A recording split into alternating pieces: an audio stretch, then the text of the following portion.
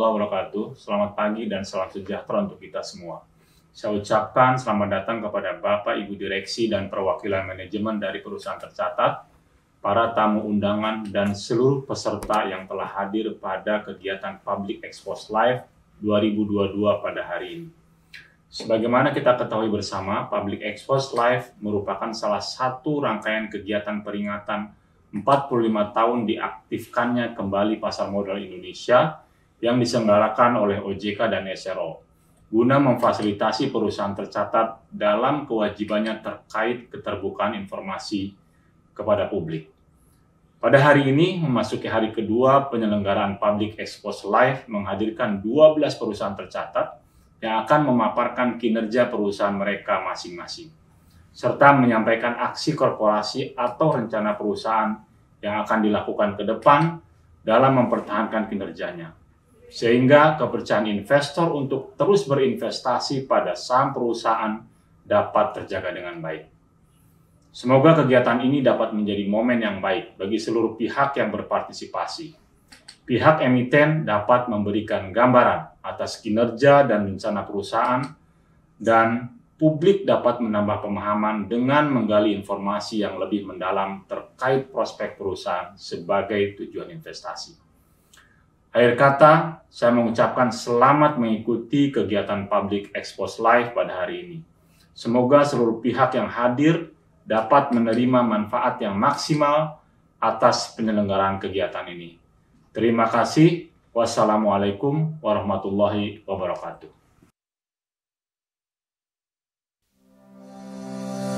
Fokus pada pertumbuhan yang sehat pada nasabah top tier dan berperan aktif dalam memperkuat green portfolio.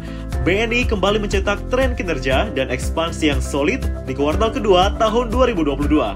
Ekspansi yang berkualitas dengan fokus pada highly reputable company terus dilakukan sepanjang semester 1 tahun 2022 sejalan dengan upaya perbaikan kualitas kredit, sehingga BNI akan tumbuh dengan sehat dalam jangka panjang.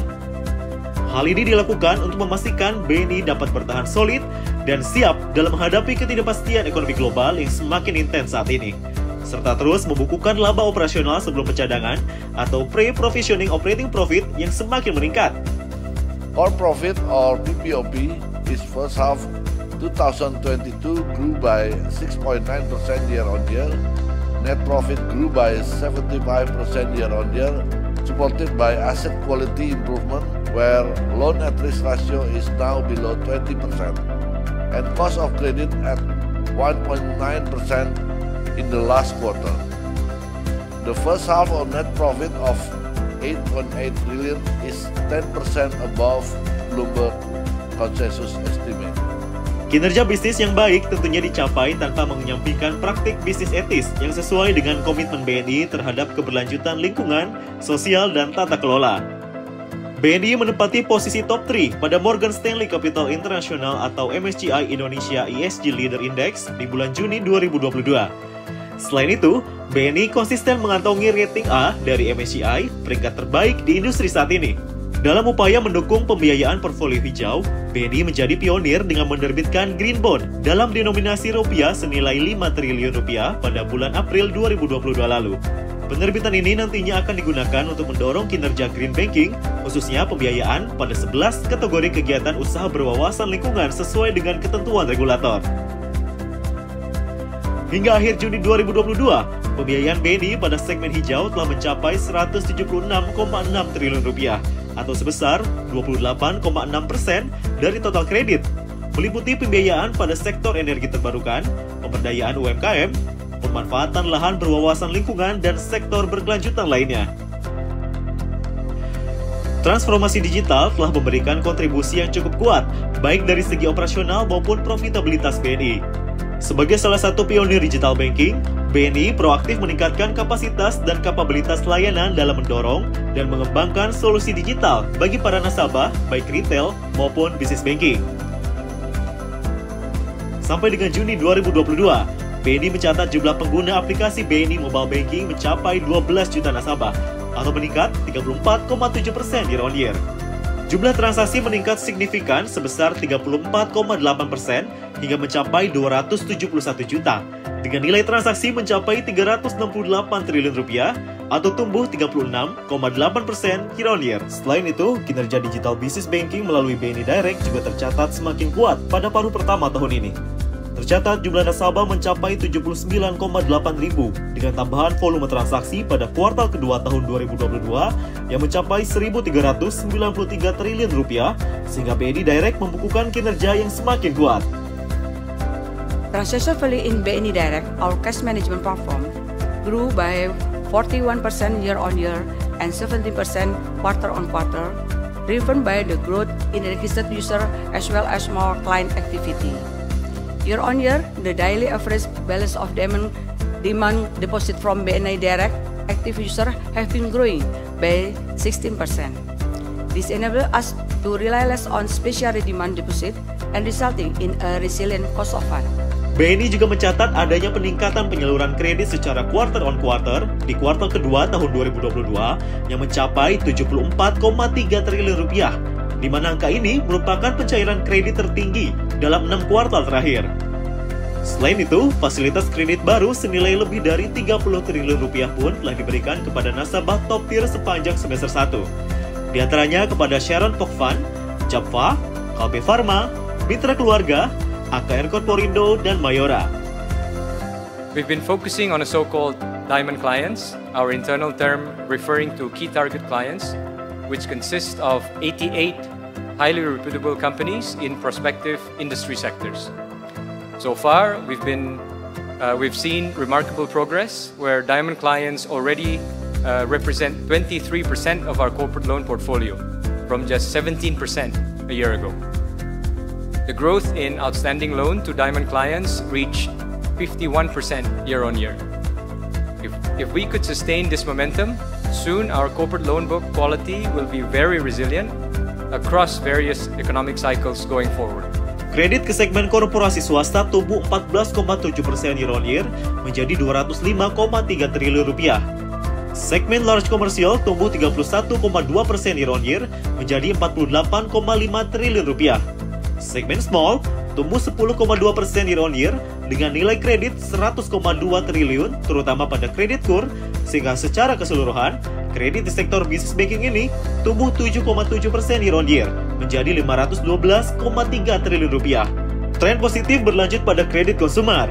Dua produk unggulan BNI yaitu kredit payroll tumbuh 19,6% year-on-year menjadi 39,1 triliun rupiah.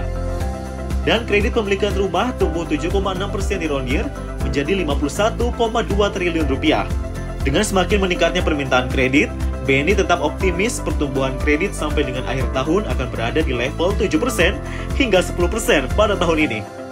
Salah satu program yang turut berkontribusi sebagai pendorong realisasi kredit, terutama di segmen kecil dan menengah, adalah program BNI Ekspora.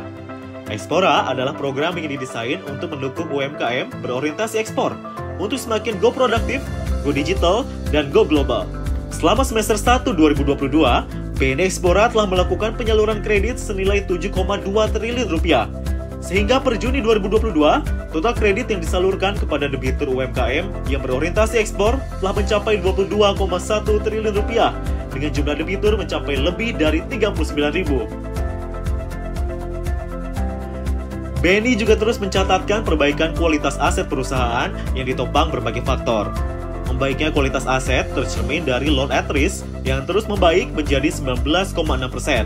Termasuk di dalamnya, kredit yang tengah direstrukturisasi karena COVID-19. Rasio non-performing loan atau NPL juga terus membaik menjadi 3,2% dari 3,9% di posisi yang sama tahun lalu. Perolehan kinerja positif ini tidak terlepas dari dukungan pemerintah yang membuat iklim berbisnis terus kondusif meskipun di tengah ancaman krisis global. Kredit yang direstrukturisasi akibat pandemi terus menunjukkan perbaikan. Per Juni 2022, jumlahnya tercatat sebesar 62,9 triliun rupiah, turun dari posisi yang sama tahun lalu sebesar 81,8 triliun rupiah. Dengan outlook yang semakin baik karena mayoritas debitur telah mulai memenuhi kewajibannya kepada bank. Another interesting data point is that 64% of the COVID restructure loan is paying at above base lending rate, which means they are good candidate for unflagging in the near term. With this, we expect the loan at risk ratio will decline meaningfully within the next few quarters. For those who are paying at below base lending rate, this represents a third of COVID restructured loan. We already set aside 22% provision coverage and will add more for the rest of this year. Dengan tren pemulihan ekonomi yang terus berlanjut dan transformasi yang sudah mulai menunjukkan hasil, BNI diharapkan dapat terus mencetak kinerja yang solid dan mencatatkan laba di tahun 2022 yang mampu menembus rekor laba tertinggi sepanjang sejarah BNI.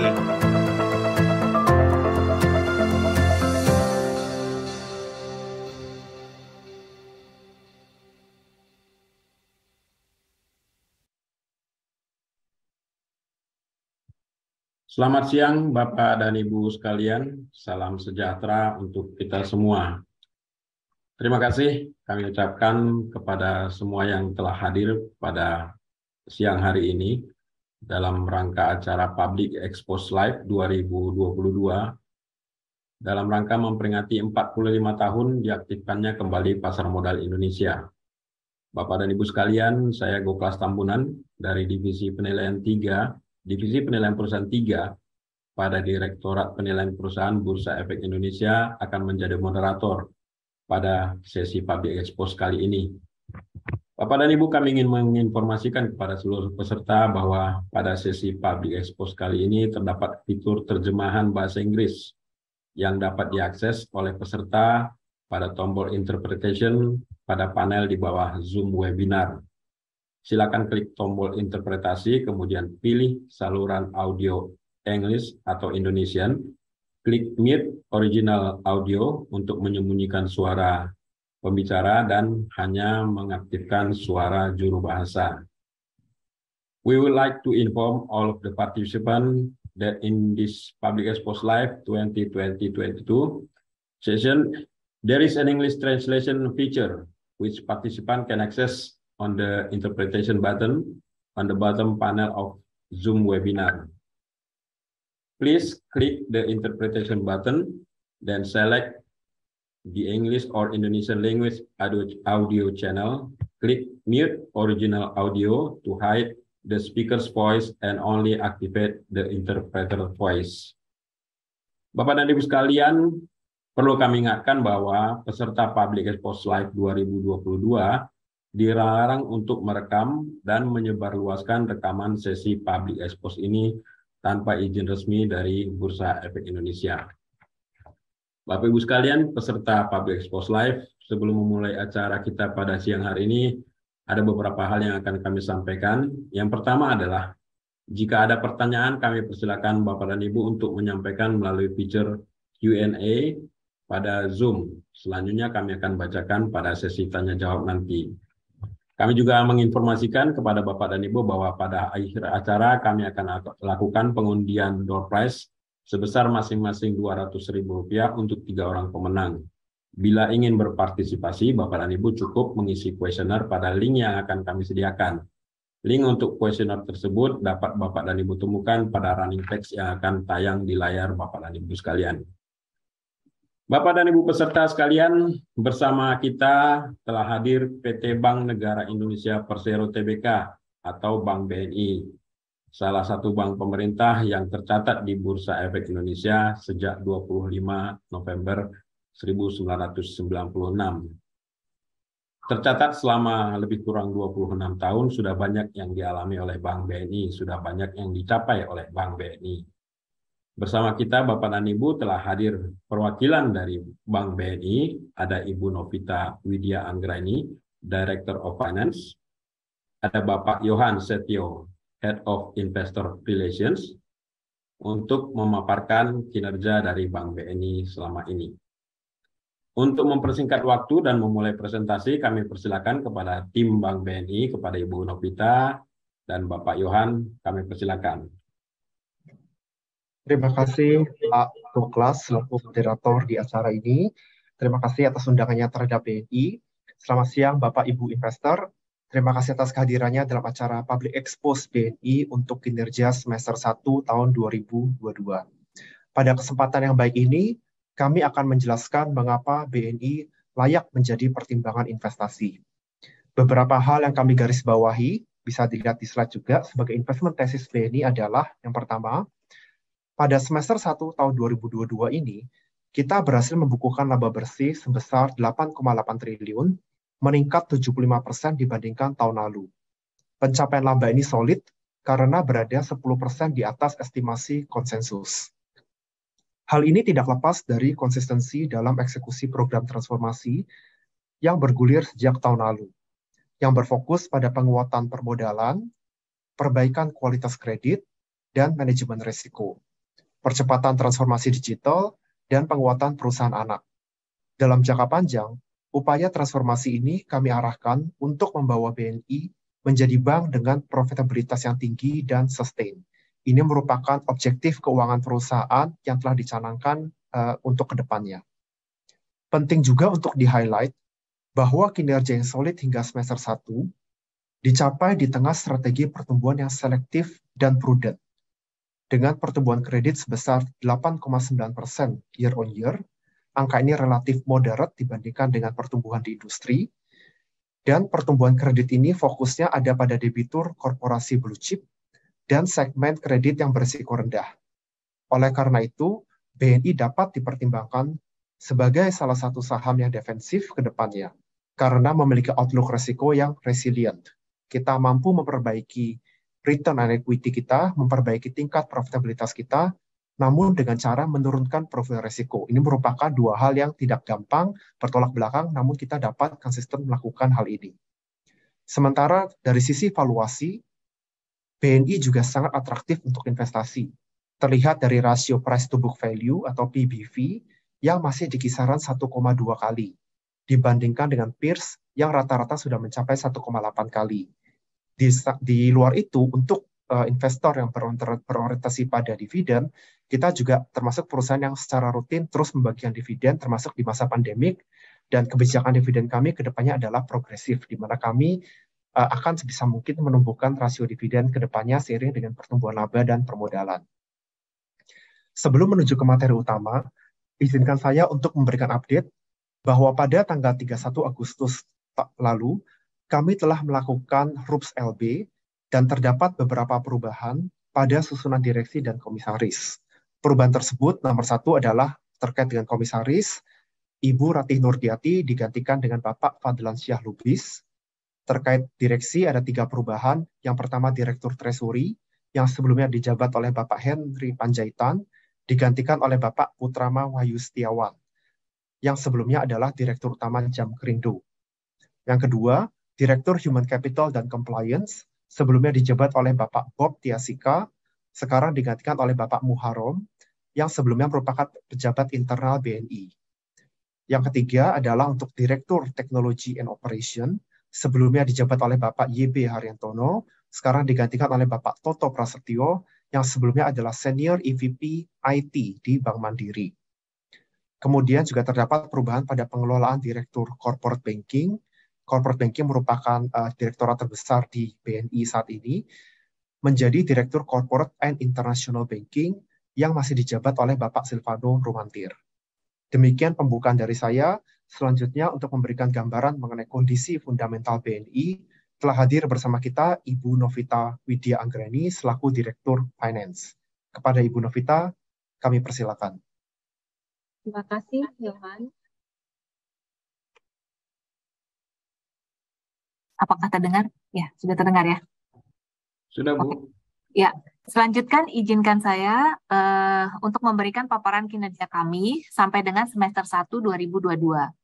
Kami mencermati situasi makroekonomi yang lebih menantang tahun ini dengan potensi inflasi yang lebih tinggi dan juga pembalikan tren suku bunga. Di tengah situasi ini, fokus kami adalah untuk memberikan pertumbuhan bisnis secara selektif dan prudent. Pada semester pertama tahun ini, kami mencatatkan pertumbuhan kredit ini sebesar 8,9% year on year, di mana pertumbuhan tersebut datang dari segmen yang berisiko rendah.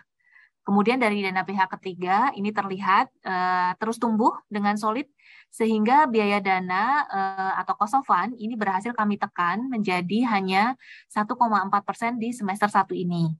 Kedepannya kami akan fokus untuk meningkatkan transaksi nasabah, baik itu retail dan wholesale. Peningkatan transaksi tersebut akan mendatangkan dana pihak ketiga yang tentunya lebih sticky dan juga tidak sensitif terhadap pergerakan suku bunga. Hal ini menjadi penting karena kita sedang memasuki tren kenaikan suku bunga. Kemudian dengan kinerja bisnis yang sehat pada semester 1 ini, perseroan berhasil membukukan pendapatan operasional sebelum pencadangan atau PPOP ini sebesar 17,2 triliun, tertinggi dalam sejarah perseroan.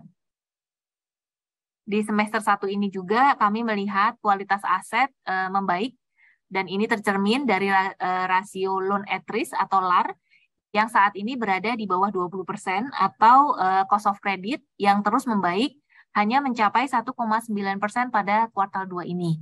Lebih baik dibandingkan dengan perkiraan awal kami. Sehingga apabila kita lihat secara keseluruhan, laba bersih ini mencapai 8,8 triliun atau tumbuh sebesar 75% secara year on year. Selanjutnya, saya ingin meng-highlight perbaikan kualitas aset yang lebih kuat yang saya sampaikan sebelumnya. Hal ini mendorong manajemen BNI untuk merevisi guidance credit cost kami yang sebelumnya sudah pernah kami publikasikan atau proyeksi pembentukan biaya pencadangan untuk tahun 2022. Awalnya kami rencanakan berada pada kisaran 2% sampai dengan 2,3%. Hal ini kami revisi menjadi lebih rendah dalam kisaran 1,9 sampai 2,1%. Keputusan ini tentunya berdasarkan beberapa pertimbangan. Utamanya adalah yang pertama, kami meyakini bahwa kami telah menyiapkan pencadangan yang cukup untuk kredit kami. Ini bisa kita lihat dari grafik di kiri atas, rasio NPL itu terus membaik dan manajemen juga secara konservatif terus meningkatkan pencadangan atau coverage ratio yang sampai dengan posisi Juni 2022 ini berada di level 261%.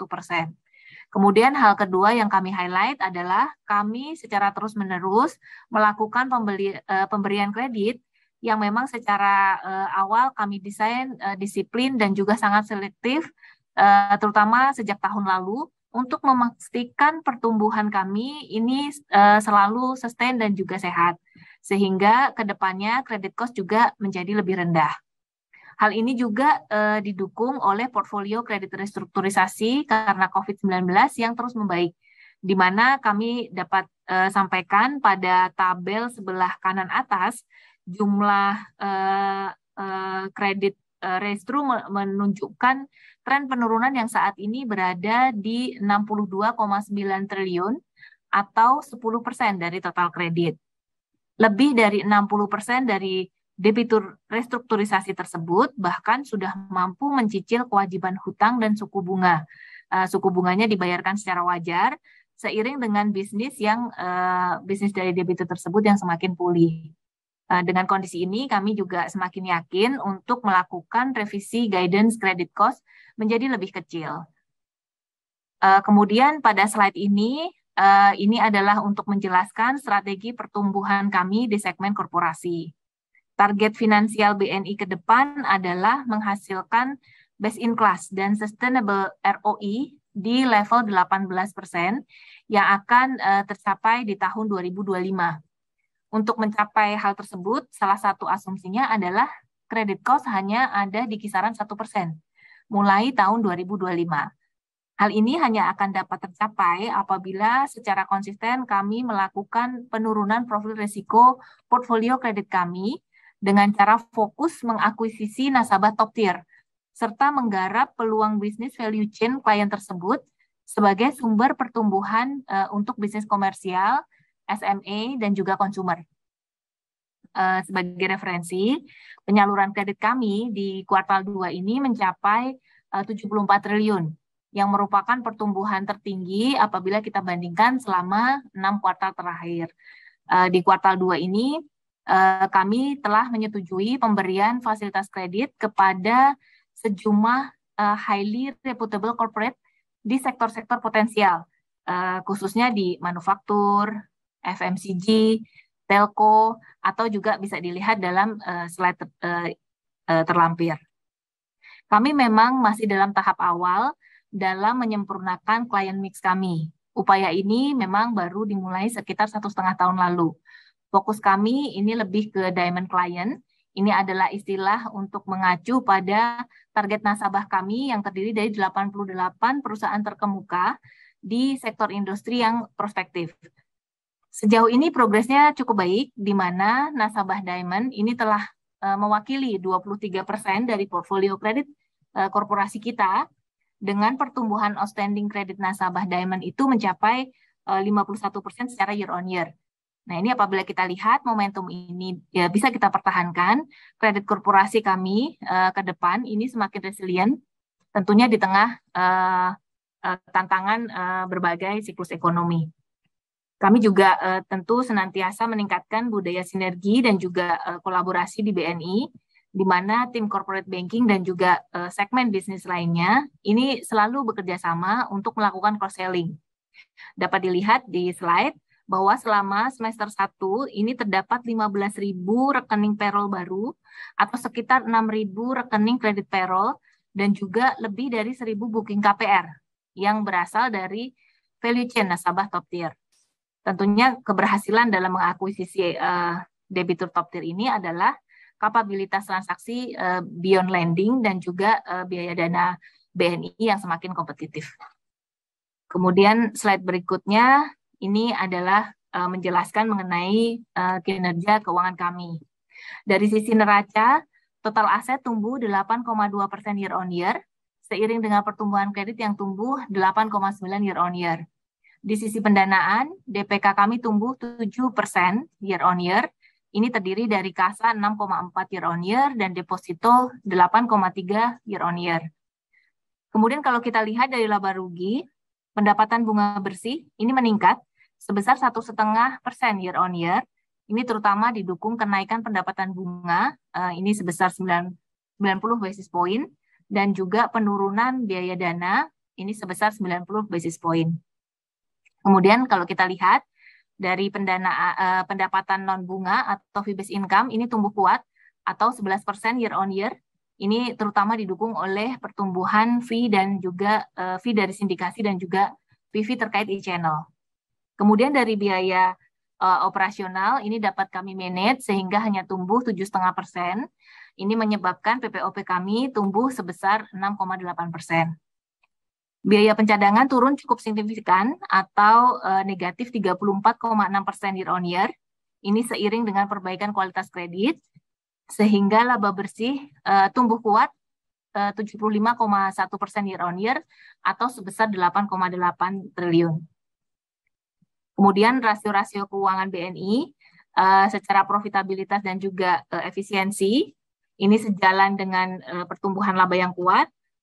ROE berada di kisaran 15,1 atau naik apabila kita bandingkan dengan tahun lalu yang hanya 6,2%.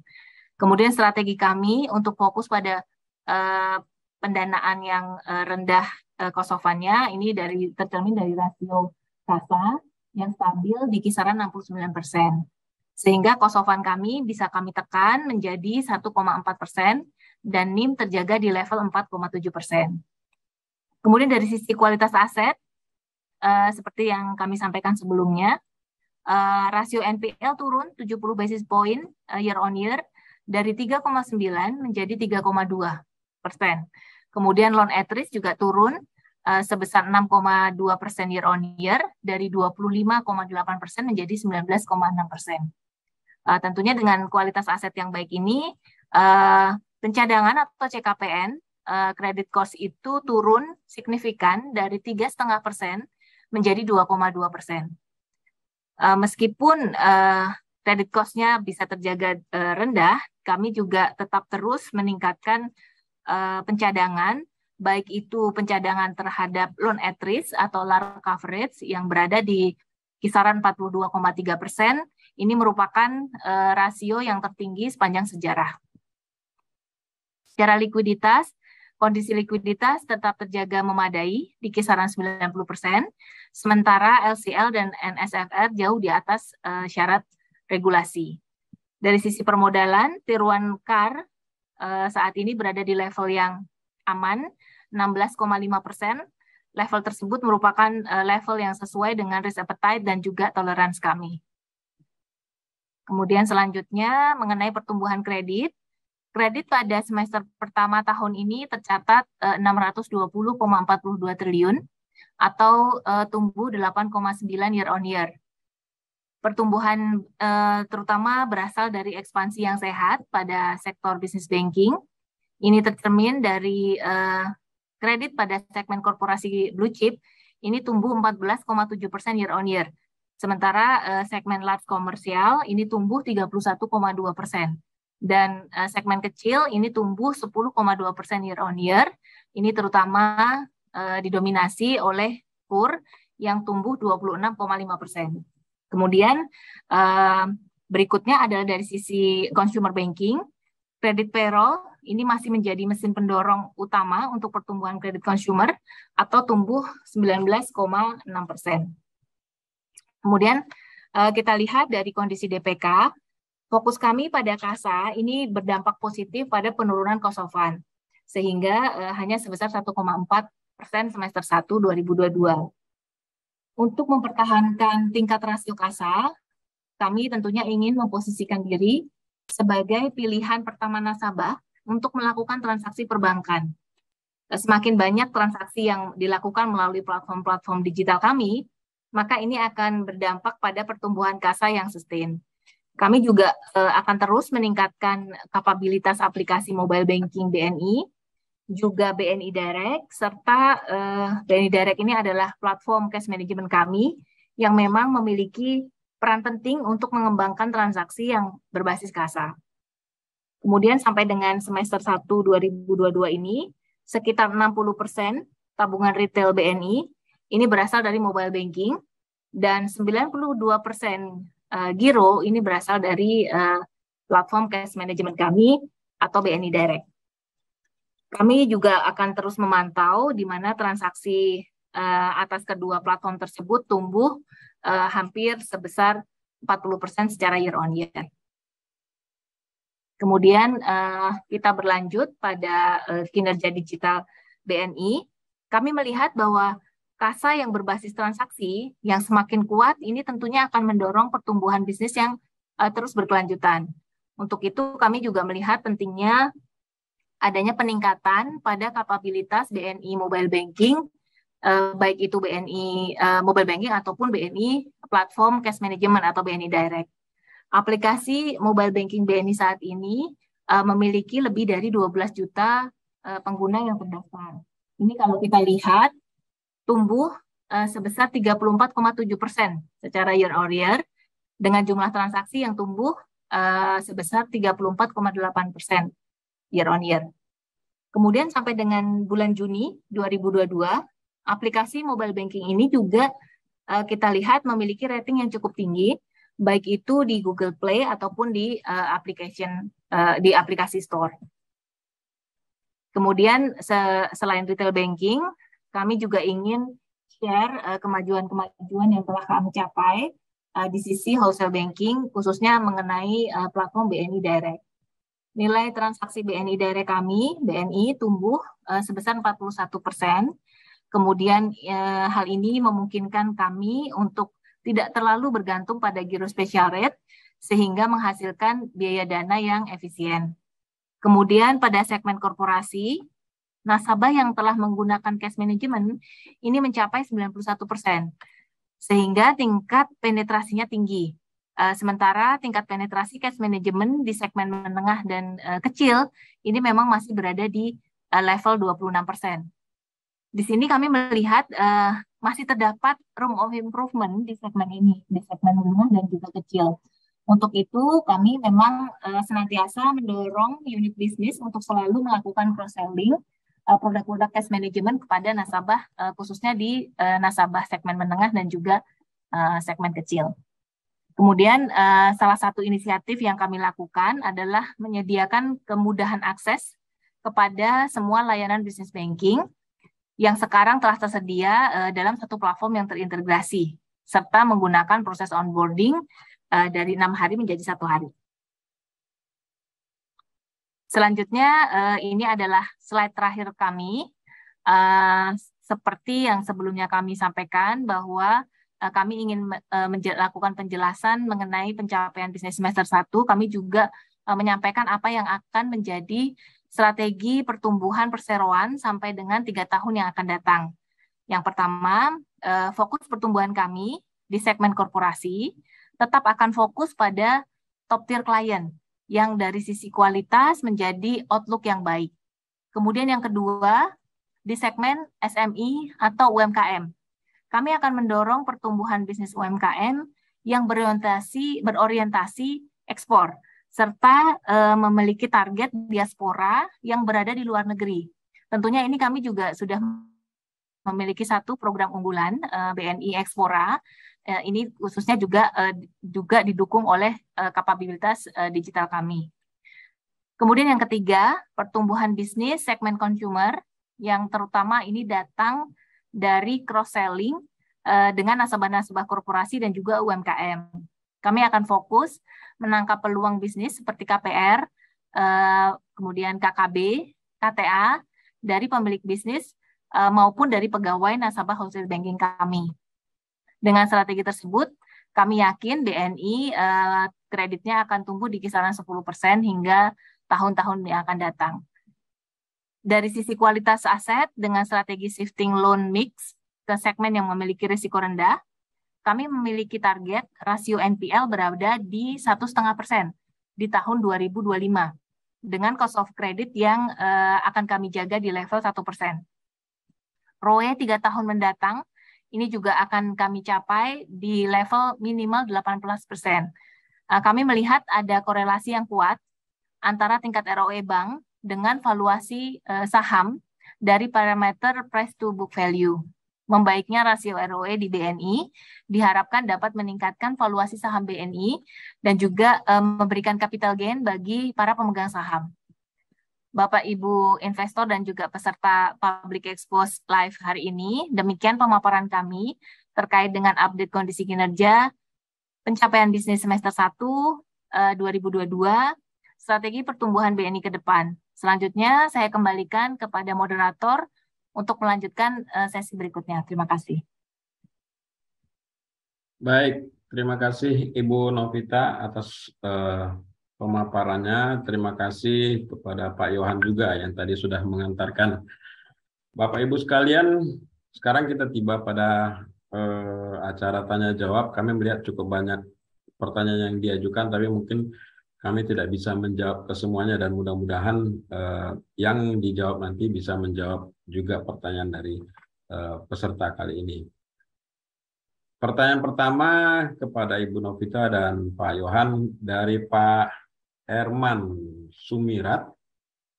Apakah memungkinkan net profit masih tumbuh double digit seperti tahun ini untuk masa depan? Apakah growth story yang akan dilakukan, terutama program digitalisasi, terutama akuisisi bank digital? Mohon dijelaskan target pendapatan dan net profitnya. Dari Bapak Herman Sumirat. Silakan Ibu atau Pak Yohan. Ya, terima kasih Pak Herman untuk pertanyaannya. Untuk tumbuh double digit di masa depan, tentunya ini hal yang semakin hal yang memungkinkan akan kami capai. Tentunya kami juga tadi sebagaimana strategi yang sudah kami sampaikan bahwa kami fokus pada transformasi dan juga kita mengejar pada perbaikan loan portfolio mix kami. Ini diharapkan dengan perubahan atau shifting loan portfolio kami menjadi kredit yang memiliki tingkat risiko yang lebih rendah. Ini tentunya akan mendrive performance finansial yang lebih sustain dengan kita lebih fokus pada cross selling. Dan kalau kita lihat tadi secara target jangka panjang 2025 di mana ROE BNI itu nanti mencapai 18%, di situ terlihat bahwa cost of credit kita itu kita maintain di kisaran 1%. Jadi memang kami dari sisi pertumbuhan kredit kita fokus pada kredit-kredit yang memiliki profil risiko rendah dengan target kita di kisaran 10%, kemudian kita akan jaga cost of credit kita secara jangka panjang 1%, kemudian kita juga fokus pada cross-selling, kita fokus pada strategi kita untuk menjadi transactional banking, menjadi preferensi pertama bagi nasabah kami, sehingga ini tentunya akan mendrive juga potensi fee base kami. Jadi fee base juga akan lebih didorong pada transaksi-transaksi yang sifatnya tidak hanya bergantung pada transaksi account maintenance, tapi juga terkait dengan fee yang terkait dengan sindikasi, kemudian advisory, investment. Ini juga memanfaatkan jaringan BNI yang memang berada di luar negeri. Jadi dengan strategi-strategi yang seperti itu, target kita ke 18%, tentunya ini menjadi potensi bahwa profitability BNI untuk lebih baik ke depan itu menjadi sangat besar. Kemudian tadi pertanyaan mengenai bank digital ya, tadi mengenai bank digital tentunya kita pada saat memutuskan untuk melakukan pertumbuhan secara anorganik, untuk pertumbuhan anorganik tersebut salah satunya adalah kita mengakuisisi bank digital yang akan kita transform menjadi bank digital gitu ya, yang fokus pada SME, pada segmen SME. Tentunya ini pada saat kami melakukan rencana untuk membesarkan bank digital ini, tentunya juga sudah memperhatikan tingkat kecukupan CAR BNI. Mungkin itu jawabannya. Terima kasih Bu. Pak Yohan, ada yang mau ditambahkan mungkin? Aku lupa pertanyaannya apa tadi. Tidak ada, cukup. Baik, terima kasih. Kita ke pertanyaan kedua ya, Bapak dan Ibu. Pertanyaan kedua itu dari Bapak ya, Bapak Bangkit Zuas. Berapakah CKPN yang dibentuk oleh BNI bila mana ke depan relaksasi COVID telah selesai? Serta bagaimana dampak kenaikan suku bunga acuan terhadap kinerja perusahaan, mempertimbangkan bisnis perbankan rentan terhadap perubahan suku bunga acuan. Silakan Ibu. Ya, terima kasih Pak.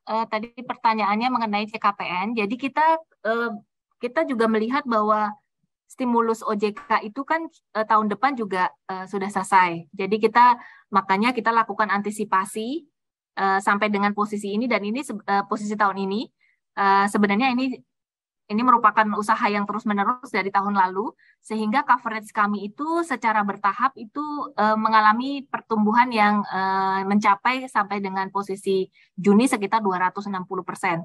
Dan dengan LAR coverage itu sekitar 42%. Nah, kami melihat secara coverage, hal ini sudah mampu mengantisipasi apabila relaksasi kredit ratio tersebut tahun depan akan dicabut oleh OJK. Kami juga tidak melihat ada potensi yang berlebihan gitu, pemburukan yang signifikan atas dicabutnya relaksasi tersebut, sehingga kami melihat bahwa secara pembentukan pencadangan ini sudah mencapai level yang aman. Nah, kemudian kalau tadi berapa besarnya biaya CKPN, tentunya kita kembali lagi ke guidance kita bahwa cost of credit sampai dengan 2025 itu akan kami jaga di kisaran 1%. Kalau kita lihat sampai dengan posisi Juni 2022 itu di 1,9%. Tentunya dari tahun ke tahun tentunya akan ada penurunan yang signifikan ya, sampai nanti di 2025 itu menjadi 1%. Kemudian dampak kenaikan suku bunga terhadap kinerja perusahaan, tentunya kami sudah melakukan stress test juga, kami sudah evaluasi dampak kenaikan suku bunga tersebut tidak memiliki dampak yang signifikan terhadap kinerja kami. Tentunya juga kami terus pantau baik dari sisi kondisi likuiditas. Saat ini kami memiliki likuiditas yang cukup ample, dalam arti tidak terlalu terpengaruh dengan kenaikan suku bunga ini.